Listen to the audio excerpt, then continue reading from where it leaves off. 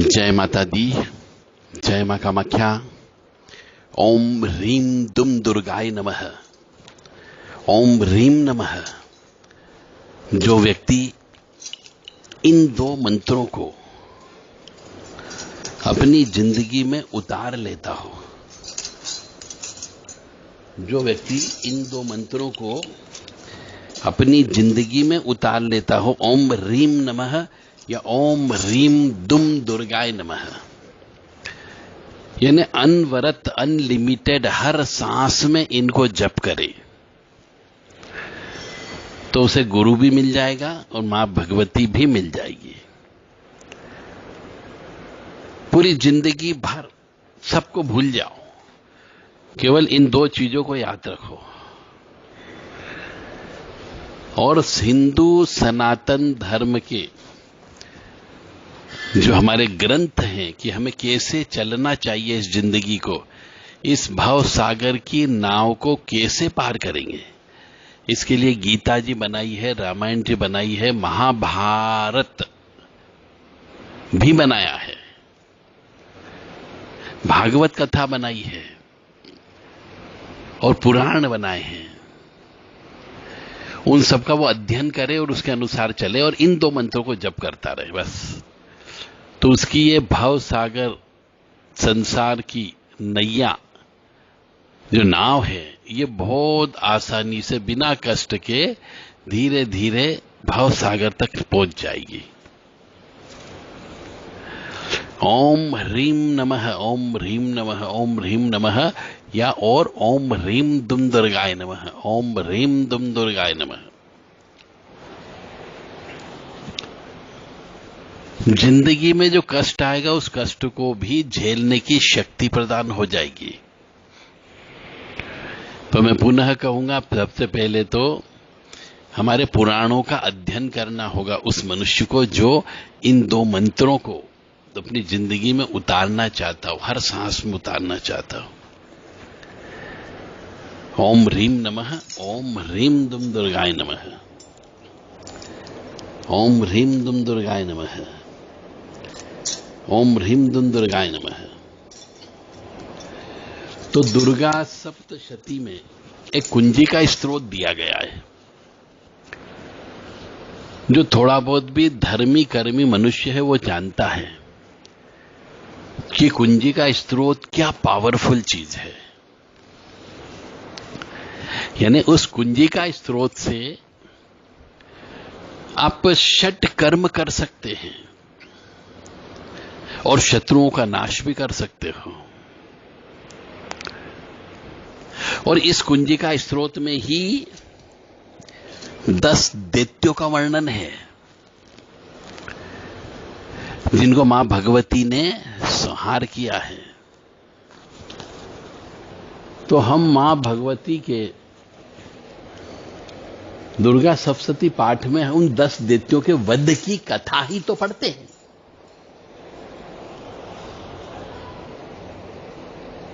जब 10 दैत्यों के वध की कथा हम पढ़ते हैं तो जो ये शक्तियां सुनती है, योगिनियां सुनती है, यक्षिणियां सुनती है,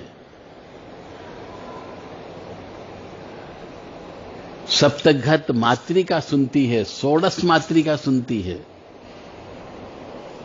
से बड़ी प्रसन्न होती है। और जब ये प्रसन्न होती है तो हमें भी प्रसन्नता मिलती है। इसलिए दुर्गा सप्तशती के पाठ करने का फल बताया गया है। तो जो मनुष्य दुर्गा सप्तशती के कुंजी का स्त्रोत का पाठ करता है और समझ के करता है, तो उसमें 10 दैत्यों का वर्णन है, 10 दैत्यों का संहार है और वही कुंजी का स्त्रोत है। तो उससे मारण, मोहन, उच्चाटन, वशीकरण, षटकर्म, कीलन, सब चीज उससे मनुष्य को प्राप्त हो जाती है।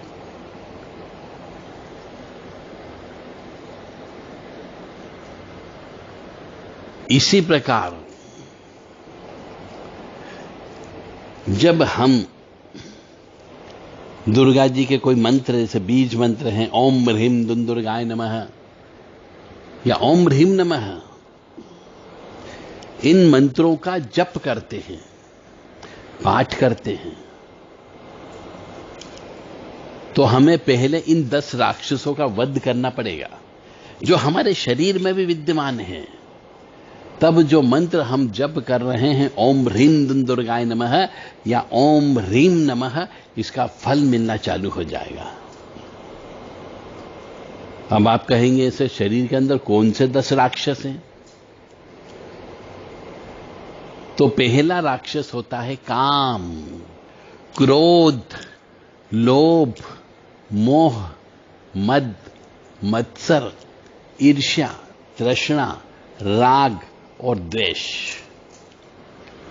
इस प्रकार से ये 10 राक्षस हैं मनुष्य के अंदर, और इनका ही वध करना ही मां भगवती की कृपा प्राप्त करने के बराबर है।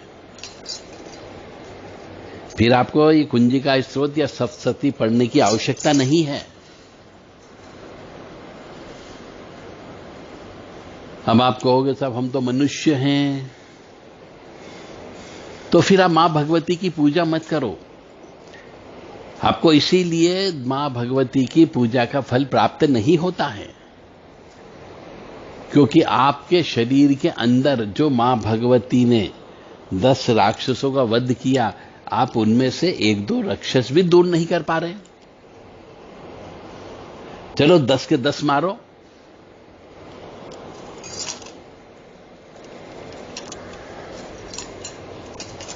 अब कौन कौन से राक्षस जैसे उसमें दिखे बताए गए हैं? ओम ऐं ह्रीं क्लीं चामुंडाय विच्चे ओम ग्लौं हूं क्लीं जूं सह ज्वालय ज्वालय ज्वल ज्वल प्रज्वल प्रज्वलय ऐं ह्रीं क्लीं चामुंडाय विच्चे ज्वल हम सम लं चं फट् स्वाहा। नमस्ते रुद्र रूपिणी।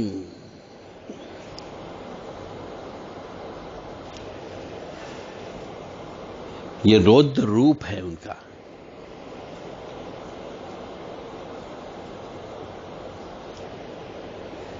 इसी प्रकार इसी में अब जो है आगे एक एक राक्षस का नाम आता है।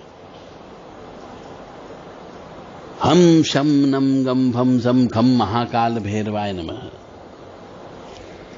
इसी प्रकार इसमें भी ये बीज मंत्र दिए गए हैं। इस मंत्र में भी, कुंजिका स्तोत्र में भी, कि ओम ऐं ह्रीं क्लीं चामुंडाय विच्चे ओम ग्लौं हूं क्लीं जूं सह ज्वालय ज्वालय ज्वल ज्वल प्रज्वलय प्रज्वलय ऐं ह्रीं क्लीं चामुंडाय विच्चे ज्वल हम सम लं चं फट् स्वाहा। नमस्ते रुद्ररूपिणी, नमस्ते मधुमर्णी, नमः केटभाण्य, नमस्ते महिषासुरमर्दिनी, नमस्ते शुभंत्राणि शुम्भासुरघातिनी, जागृतिं हिं महादेवी, जपम सिद्धम करुष्म ऐंकारी सस्यरूपाय ह्रींकारी प्रतिकालिका क्लींकारिकां रूपन बीज रूपे नमस्तुते चामुंडा चंड घाती च ऐंकारी वैदानी विच्चैन चायं बता नित्य नमस्ते मंत्ररूपिणी धौम धीम धूम दो जड़पत्नी वाम भीम बुम वाग्देश्वरी क्राम क्रीम क्रूम कालिका देवी श्याम शिम शुम में शुभम करूं हुम हुम हुम कारोपणिम जम जम जम जम्बनादिनी भ्राम ब्रीं भ्रौं भैरी देवमान्यते नमो नमः। अंकम चम टम तम पम यम चम विम दुम ऐं विम हम छम दिजागम दिजागम टोटे टोटे दीप्तम गुरु गुरु स्वाहा पाम पीम पुम पार्तिपूर्णा खाम कीम खुम खेशरी तथा मलाम मलीम मलू मूल विस्तीर्ण कुंजिकाय नमो नमः। तो इस तरीके से इसमें शुरू की जो 4-5 लाइनें हैं, उन 4-5 लाइनों में ही इन सब राक्षस का नाम आ गया।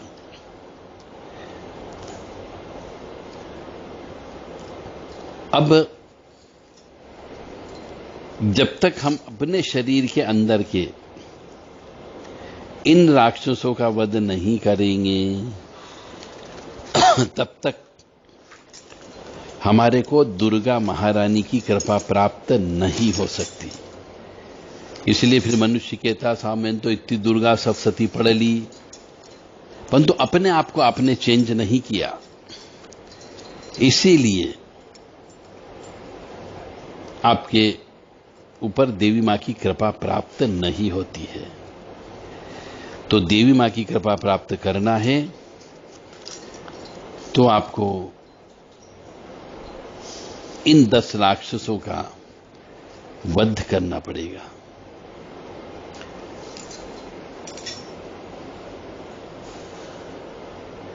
नमस्ते रुद्र रूपिण्ये नमस्ते मधुमर्दिनी। ये मधु क्या है? ये मधु नाम का भी राक्षस है। मधु और केटव नाम के 2 राक्षस थे, यानी कि चुगलखोर। चुगली नहीं करना, किसी की बुराई नहीं करना है। ये मधु केटव का मतलब ही यही है कि मनुष्य के जीवन में यदि अपने आप में संकल्प ले ले कि मैं कभी किसी की बुराई नहीं करूंगा, कभी किसी की चुगली नहीं करूंगा, कभी किसी की जी हुजूरी नहीं करूंगा, तो ये मधु यानी कि मीठा बोलने वाला मनुष्य, और केटव यानी कड़वा बोलने वाला मनुष्य, जो हमेशा आपकी आलोचना करता रहता है वो केटव हो गया, और जो हमेशा आपकी चापलूसी करते रहता, पीठ में छुरा भोंकता है, वह मधु नाम का राक्षस होता है। इसलिए मधु यानी मीठा, केटव यानी कांटा। तो महिषार्दिनी यानी महिषासुरमर्दिनी, जो काम यानी सेक्स, जो अपने आप पर नियंत्रण रखे, ब्रह्मचर्य व्रत का पालन करे, वो महिषासुर का वध होता है उसमें। तो जब तक आपके ये राक्षस जो हमने बोले हैं, मधु, केटभ, महिषासुर, धूम्रलोचन, चंडमुंड, रक्तबीज, निशुंभ, ये जो है चंडमुंड हो, शुंभ निशुंभ, ये 10 राक्षस हो गए। गिनो, मधु, केटभ, महिषासुर, धूम्रलोचन, चंड, मुंड, रक्तबीज, शुंभ निशुंभ, ये 10 राक्षस है।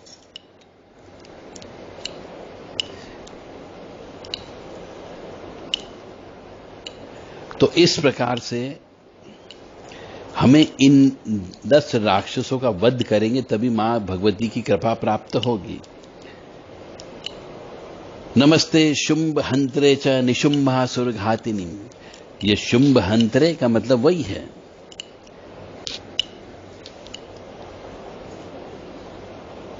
तो इस प्रकार से जब तक आप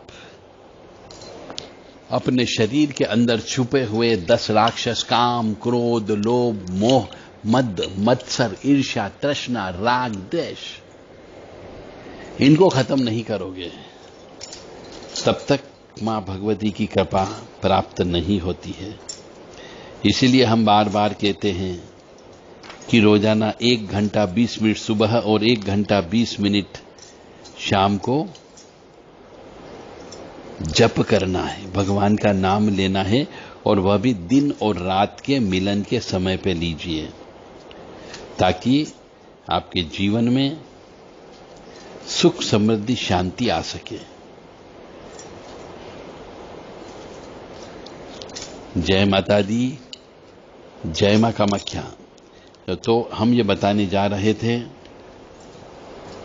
कि मधु केटभ, जिसके बारे में हमने आपसे कहा कि मीठी मीठी बातें बोल करके नुकसान देना, उसे मधु बोला जाता है। और केटभ यानी जो उल्टी सीधी बातें बोले, मन को खिन्न कर दे, कटु वचन बोले, जीवन में कांटे बोलने वाला हो, वो केटभ नाम का राक्षस होता है। जो बुद्धि का प्रयोग करता है, कान खराब करता है,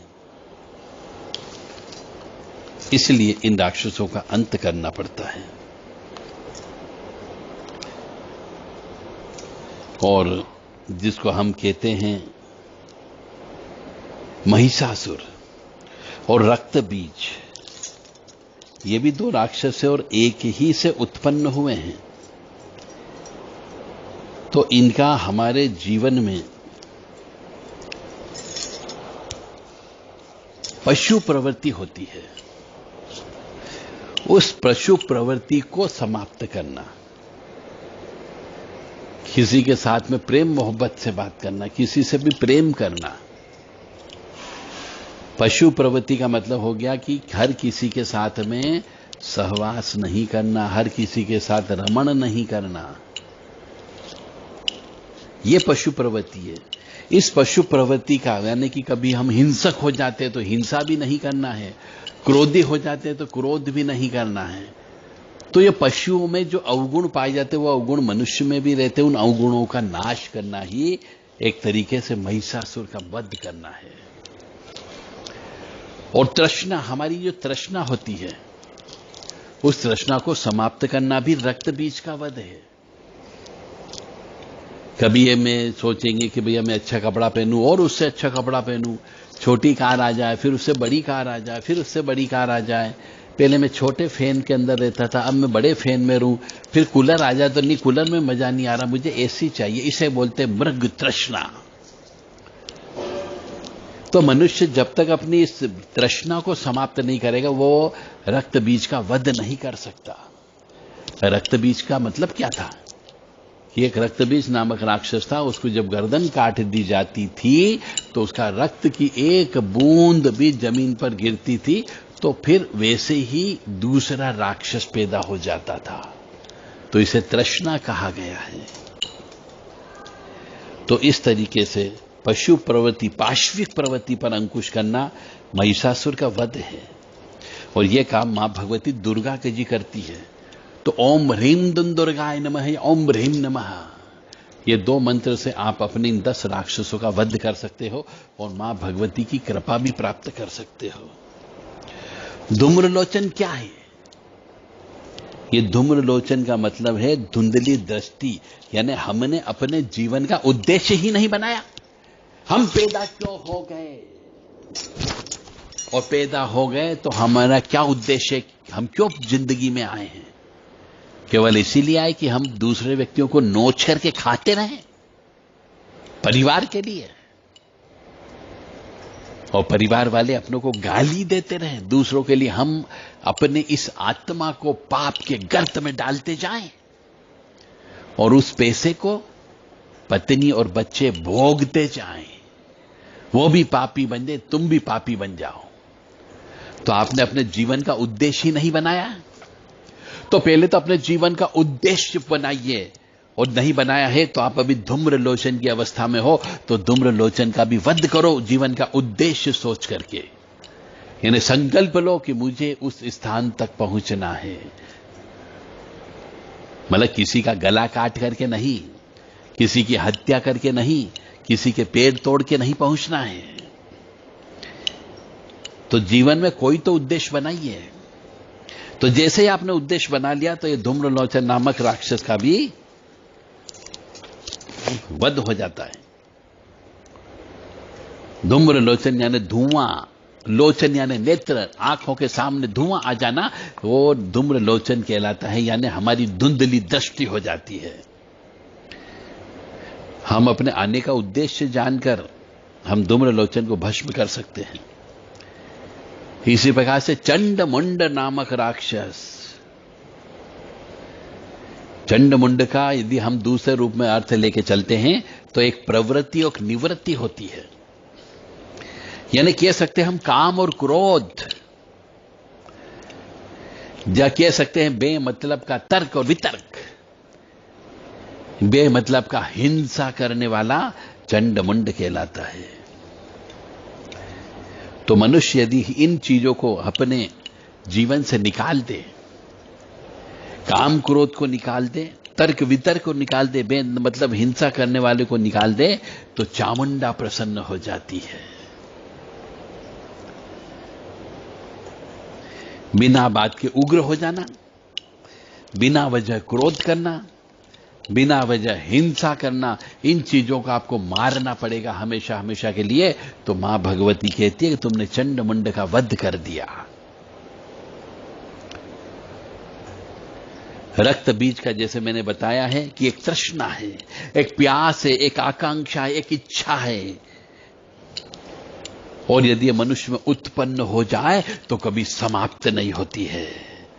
ये दिनों दिन बढ़ती है, आकांक्षा दिनों दिन बढ़ती है, प्यास दिनों दिन बढ़ती है, इच्छा दिनों दिन बढ़ती है, और तृष्णा भी दिनों दिन बढ़ती है। यानी गहरी नकारात्मक ऊर्जा इसको कहा जाता है। तो इस रक्त बीज का भी वध करना होता है। हम अपनी तृष्णा को समाप्त कर दें, हम अपनी आकांक्षा को समाप्त कर दें, संतुष्ट हो जाएं, तो उसे रक्त बीज कहा जाता है। अब तृष्णा भी कई प्रकार की होती है। अति तृष्णा, भव तृष्णा, भोग तृष्णा, मृग तृष्णा, विरक्ति की तृष्णा। तृष्णा की भी कमी नहीं है। और शुंभ निशुंभ क्या है? शुंभ यानी अहंकार, यानी अपने अहंकार का नाश करना, यानी शुंभ का नाश कर लिया आपने। यानी मनुष्य नवरात्रि में 9 दिन तक मां भगवती की उपासना करके अपने अहंकार को मां भगवती को अर्पित कर दे। क्योंकि अहंकार से बुद्धि नष्ट हो जाती है और बुद्धि नष्ट होने पर ज्ञान भी नष्ट हो जाता है, इसलिए उसके सब काम बिगड़ जाते हैं। इसीलिए ये जो है शुंभ निशुंभ का वध करना चाहिए हमें। अब अहंकार भी 3 प्रकार के होते हैं साहब। धन का अहंकार, वैभव का अहंकार, वंश का अहंकार। और अहंकार में ये तीनों चीज समाप्त हो जाती है।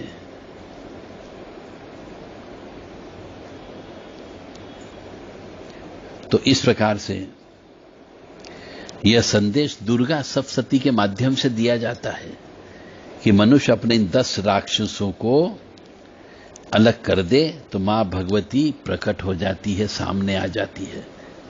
कुछ नहीं होता मंत्र जप करने से। जब तक आप अपने शरीर के अंदर की आत्मा को परिवर्तन न करो, आत्मा को शुद्ध न करो, आत्मा को पवित्र न करो, स्वच्छ न करो, निर्मल न करो, तब तक कुछ नहीं हो सकता है। और निशुंभ का अर्थ होता है हिंसा, झुकाना, तोड़ना, शर्म, लाज, हया। ये सब मनुष्य को बचा के रखना चाहिए। अगर ये खत्म हो गई तो मान के चलो निशुंभ नामक राक्षस अभी आपके अंदर है। तो आपको हमेशा हिंसा से बच करके रहना है, सबके सामने झुकना है, शर्म, लाज, हया रखना है। तब जाकर के मां भगवती की कृपा आपके ऊपर होती है। तो इस तरीके से हम ये 10 प्रकार के 10 राक्षस मनुष्य के साथ में जो चिपके रहते हैं, इनको हमें खत्म करेंगे तो दिव्य चेतना का संचार होगा। और उसी को हम कहते हैं भगवती की कृपा। तो भगवती की कृपा क्यों नहीं मिलती? लाखों करोड़ों जप करने के बाद भी कितने ही आपने हवन कर लिए, कितने ही जप कर लिए, कितने ही दान दे दिए, परंतु और दूसरे में सब में फायदा हो गया, परंतु भगवती की कृपा प्राप्त नहीं हुई। उसके पीछे का कारण केवल एकमात्र कारण ये है बस कि इन 10 राक्षसों में से कितने राक्षस आप स्वयं मार सकते हो, बाकी तो फिर भगवती आकर के मार देगी। जय माता दी, जय मां कामाख्या। एक बार और आपको गिना देता हूं 10 राक्षस। मधु, केटभ, महिषासुर, धूम्रलोचन, चंड, मुंड, रक्तबीज, शुंभ, निशुंभ, ये 10 राक्षस होते हैं।